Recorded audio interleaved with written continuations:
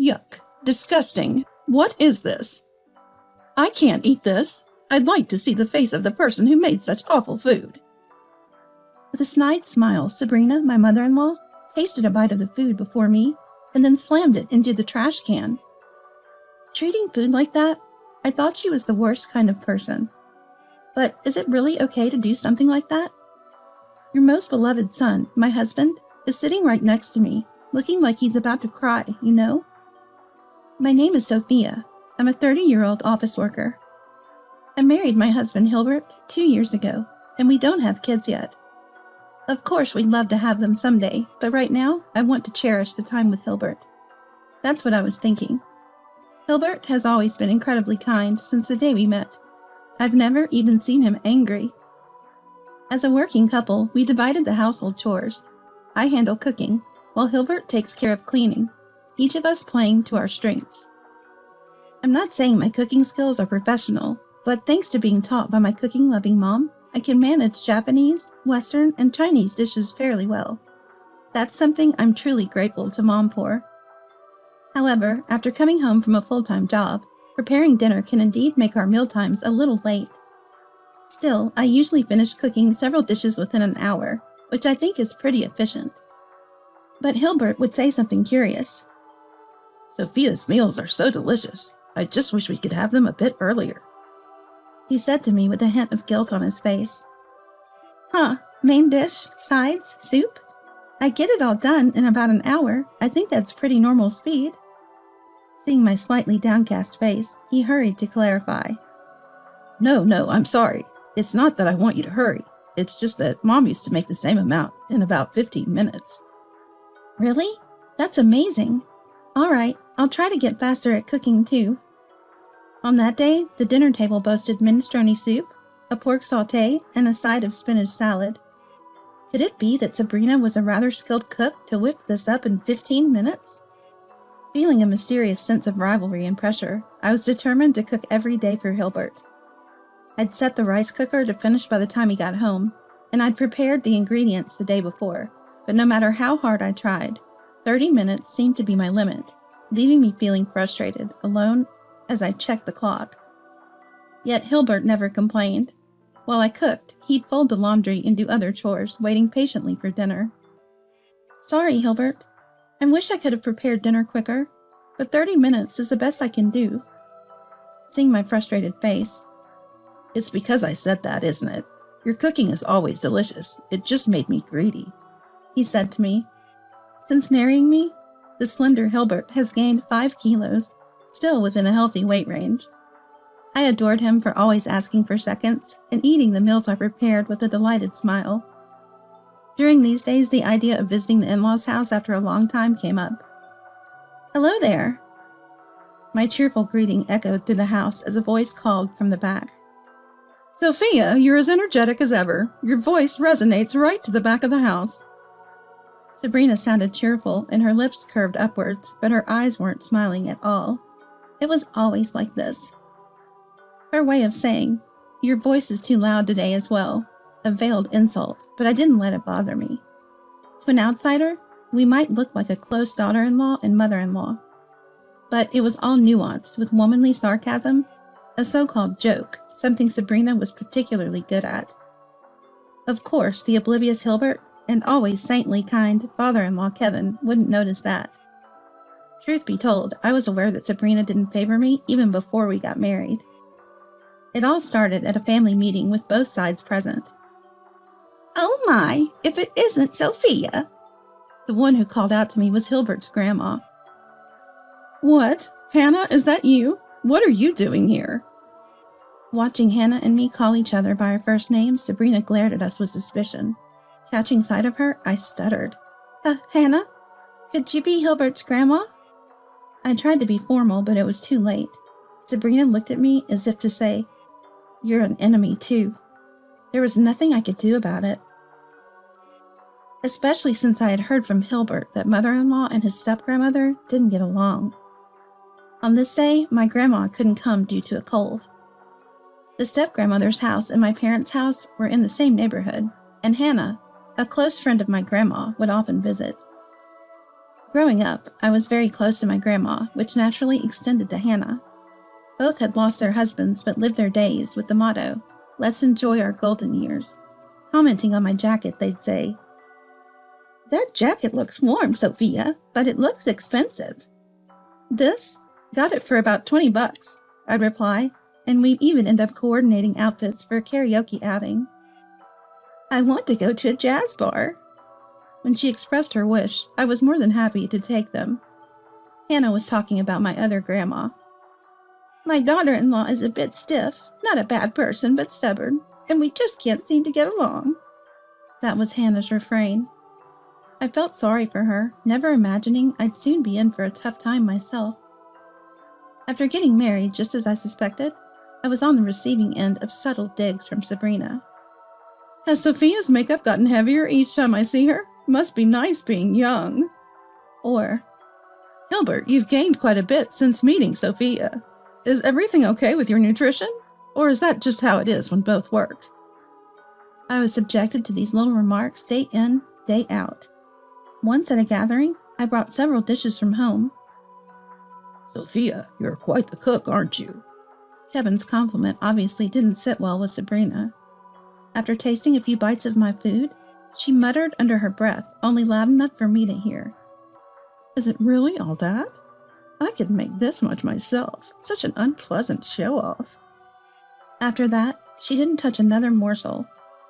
"Mom is an excellent cook, too, and we're lucky to have her, right, Dad?" When Hilbert said that, even Kevin nodded in agreement.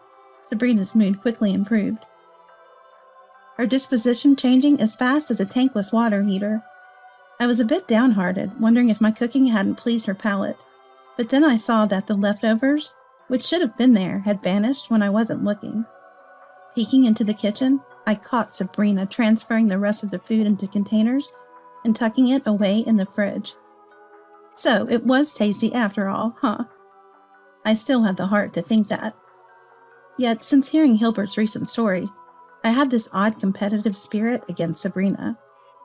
"Sabrina, I heard from Hilbert that you're really handy in the kitchen. Could you teach me some of your tricks?" When I reached out to her. "Why should I teach you? Absolutely not. You're still green. Wonder how many years it'll take you to reach my level." She momentarily darkened her expression before retorting. It was the typical, rather harsh cold treatment I got from her. When it was just the two of us, it was especially awful. She wouldn't even meet my eye. Being disliked to this extent, even I felt sadness creeping in. Before one dinner party, Sabrina had been kind to me. But when she found out I got along well with my step-grandmother, she suddenly turned on me as if I were the enemy. Thoughts like, if only we could both meet halfway, maybe we could get along, felt like a fleeting dream. I spent many a day in frustration. Whenever we went to my in-laws' house, Sabrina insisted on cooking alone. That tradition started when I first visited my in-laws' house after getting married. "Sabrina, I'll help out too," I offered from behind, which once gave Sabrina quite the scare. "Don't you dare open this on your own," she'd snapped, slamming the kitchen door with a bang. Hearing friends complain about being overworked by their mother-in-laws, or serving nonstop during Christmas, I guess I've had it easy when it comes to cooking. The Christmas I spent shivering and cleaning up the garden was tough, but Hilbert chipped in halfway through, making it bearable. Now that I think of it, Sabrina's dishes do hit the table suspiciously fast. The first meal I had at her place was burgers, potato salad, corn soup, among a few other dishes. All of them were just the right temperature, delicious with a nostalgic taste. I wish Sabrina would stop the antics and share some in-laws' house recipes. Lost in these thoughts, I found myself staring down recipe books more often during work breaks. "Reading recipes again, senior?" chuckled a junior colleague at work. "Your lunches always look so tasty. I really admire you. I just grabbed lunchboxes from the grocery store." My junior colleague at work approached me with a hearty laugh. "If I were on my own, I'd probably do the same," I replied. "Grocery store lunchboxes are nutritious these days. They're totally fine." She laughed and shared some recommendations on the latest grocery store lunchboxes. She even offered a bite of her favorite hamburger, and it was good. Amidst these days, Sabrina's 60th birthday was approaching. We celebrated Kevin's birthday last year, so skipping Sabrina's wasn't an option. I bet she wouldn't be thrilled to be celebrated by someone she dislikes. Hey, Hilbert, it's Sabrina's birthday soon. What should we do? I asked. I've got a little surprise in mind, he said with a mischievous grin. For Sabrina's birthday next month, we got Kevin to take her out, while Hilbert was brimming with excitement. She's gonna be so surprised, he kept saying. A twinge of apprehension hit me, but I joined Hilbert in decorating and waited for my in-laws' return at the in-laws' house. Hello, we're back. Kevin's easygoing voice came from the entryway. That was our cue. Rushing to the foyer, Hilbert and I popped the crackers. Happy birthday, Sabrina! We exclaimed with gusto. Looking at Sabrina's reaction, you'd think she barely noticed. Actually, she seemed grumpier than usual. Well, this is a surprise, but why are you here? Doing something like this? This has Sophia written all over it. She glared at me from the corner of her eye and quickly went into the house.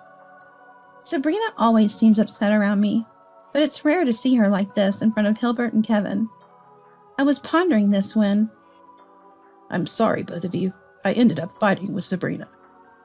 Apparently, Sabrina had been in a bad mood over some trivial matter, and they had returned home almost in silence. Sighing, we followed Sabrina into the house. Upon entering the living room, Sabrina let out a heavy sigh. Hilbert and I tried our best with the decorations, but she didn't comment on them. She just sat down on a chair sulking. This didn't feel like the atmosphere of a celebration at all. It was the worst. That's what I thought. Should we at least eat? I put a lot of effort into the cooking. With that, Hilbert and I headed for the kitchen. Just then, Sabrina yelled at me with an incredibly loud voice. Hey, did you just go into the kitchen without asking? Can't you keep a promise? She glared at me fiercely, while I was at a loss for words. Why has Mom been so angry since earlier? It's just the kitchen, it's fine. I said it was okay. I had obeyed Sabrina's instructions not to go into the kitchen without permission, but Hilbert, grinning as if amused, assured me it was okay and let me in. Sabrina, adored by her son, fell completely silent at that. Kevin watched this with a look of resignation. The air was awkward, but the dinner table was hastily prepared with dishes that looked a little less perfect than usual. Kevin trying to be considerate. They look delicious. Excited, said to me. But Sabrina alone kept a sour face and sulked like a child. Once all the dishes were ready, the meal began, and it happened right after that. Disgusting! This is inedible. I'd like to see the face of the person who made this. Sabrina blurted out such things. Her gaze was fixed firmly on me. Of course, it wasn't true that it was bad. It was just Sabrina's harassment. Since I kept quiet, Sabrina seemed to enjoy it, saying, I don't know how much time you spent on this, but this is all you've managed. You still have a lot to learn. She snorted in a triumphant manner. Sabrina's tirade didn't stop there. I can't eat something this terrible. And with that, she threw the food into the trash as if slamming it down. I lost my temper and said, How could you do that? Apologize. I couldn't help but raise my voice. Sabrina blatantly ignored my plea, as if it was expected. In the silence of the room, Sophia, it's okay. Let's leave this house and go home. Hilbert's tearful voice reached out to me, shaky and unsure. But as Hilbert and I exchanged these words, Sabrina watched us with a puzzled look. Then, typically quiet, Kevin erupted. What have you done? Do you realize what you've tossed aside? That meal was Hilbert's special training, his effort to make something for you. Kevin's shout turned Sabrina's face pale in an instant. Whether she was too irritated to notice before, I couldn't tell, but Hilbert's fingers were covered with numerous band-aids. It seemed she finally grasped the gravity of the situation. Oh, but what have I done? Sabrina stammered, clearly panicked. but no one was there to come to her aid in this moment. That's when I, keeping my voice calm, addressed Sabrina. Sabrina, you might not cook often, and might not understand, but cooking involves a lot of steps and takes time. I always find joy in cooking when I think of the faces of those who will enjoy it. To a silent Sabrina, I continued. I'm sorry. I didn't have time to make the cake from scratch, so I bought one. And well, I needed to chill it, which is why I opened the fridge. At my words, Sabrina's face, which had been pale, now flushed with embarrassment. Opening the fridge, Hilbert and I stumbled upon the secret of Sabrina's efficiency. A collection of ready-made meals, predominantly from a grocery store, and a freezer packed so full with frozen food that it looked ready to burst. Seeing this, Hilbert laughed and said, "Ha ha ha, looks like Mom isn't keen on cooking either, huh?" His smile was genuine and kind. As Sabrina's birthday approached, Hilbert had been eagerly practicing his cooking to surprise her. For a month, every evening was filled with Hilbert's culinary training. "You always go to such lengths for us. Thank you for the delicious meals, Sophia. I can't wait to see Mom's surprised face," he would often say. Though I suggested cooking at home for convenience, Hilbert insisted on cooking fresh at his parents', ignoring my suggestion. I had a certain apprehension, so I brought everything from cooking utensils to spices. Hilbert laughed at me bringing even knives and cutting boards, but my premonition was spot on. The kitchen at my in-laws' house was unusually clean. The seasonings were mostly expired, and the cutting boards were slightly dusty. When I opened the fridge, I wasn't particularly surprised. I'd noticed for a while now how Sabrina's meals seemed to be prepared so quickly. The hamburger that a junior colleague shared with me recently had the exact same taste of my Sabrina's signature dish. During her cooking, there was also this incessant beeping sound. It was today, when borrowing the microwave, that I realized that that sound was coming from it. Using ready-to-made meals isn't a bad thing. I resort to them when I'm busy too. But claiming them as your own handmade creation, that's another story. Confronted with silence, Sabrina heard from her husband. "My dad grew up very poor. If I left even a bean on my plate, I'd get an earful. I was raised to believe that wasting food made you the scum of the earth." The way he put it, it sounded like he was calling Sabrina the scum of the earth. Kevin continued, and shockingly, he ended up declaring he wanted a divorce. He couldn't condone her attitude towards me either. "No, please, anything but divorce," she pleaded with Kevin. "You're apologizing to the wrong person," he retorted sharply. Sabrina turned to us, bowed deeply, and apologized. To be honest, at that point, I didn't care either way. I just thought that understanding Sabrina would be difficult moving forward. But knowing how hard Hilbert had tried over the past month, I just felt this sting of regret. Glancing sideways, I saw Hilbert with a fury in his eyes I'd never seen before. As he finished packing, he stood up. "Huh, forgive? No way. Wasting food? Treating people badly? It makes you the scum of the earth. And after today, it's clear how rude you've been to Sophia. Sorry, but I never want to speak to you again, Mom." With that, he stormed out of the house. I could barely hide my own turmoil. I'll be going too," I murmured, and with a bow, followed Hilbert out of the in-laws' house. Sabrina's wails followed us, but I didn't look back. As for the in-laws, Sabrina stayed out of the condition that she change her attitude towards me, or else face divorce. There was one apology call.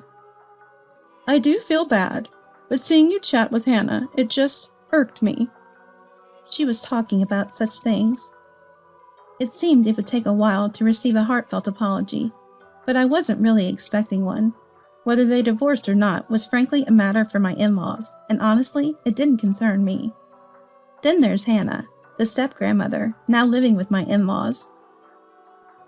Turns out the in-laws' house was originally Hannah's, and the stubborn pair had never really gotten along since the marriage, which led to Hannah practically running away to the aunt-in-law's house. So that's why it's near my house. When Hannah heard about the hellish 60th birthday celebration, "You always had my respect," But to learn you've hurt my precious grandkids, that's the last straw. From now on, I'll be the one to whip that nasty attitude into shape. And it's not just about mastering the microwave. She gave the 60-year-old Sabrina a piece of her mind, and it seems like she's been getting some late-in-life daughter-in-law training from her ever since. Hannah was saying the other day that it took daughter-in-law a whole 15 minutes just to peel a carrot. Grandma mentioned that when I dropped by my parents' place. Back in the day, she could have whipped up an entire meal in that time. Hearing that made me laugh. Hilbert was only mad that one day, and by the next, he was back to his kind self. Gobbling up my cooking like it was the best thing ever made me wonder if that other day was just a hallucination. But it seems it wasn't, and there's no forgiving Sabrina in the foreseeable future. With a chuckle, I thought, isn't that stubbornness just like Sabrina herself? Huh, Sophia, are you feeling okay? You're hardly eating anything. Worried about my lack of appetite, I just grinned and quietly rubbed my belly. Seeing that. What? Hilbert's eyes went wide as he stood up exclaiming, soon our family will be growing. Hoping for a child who's as kind and sincere as they come, I look forward to continuing this life with my precious family.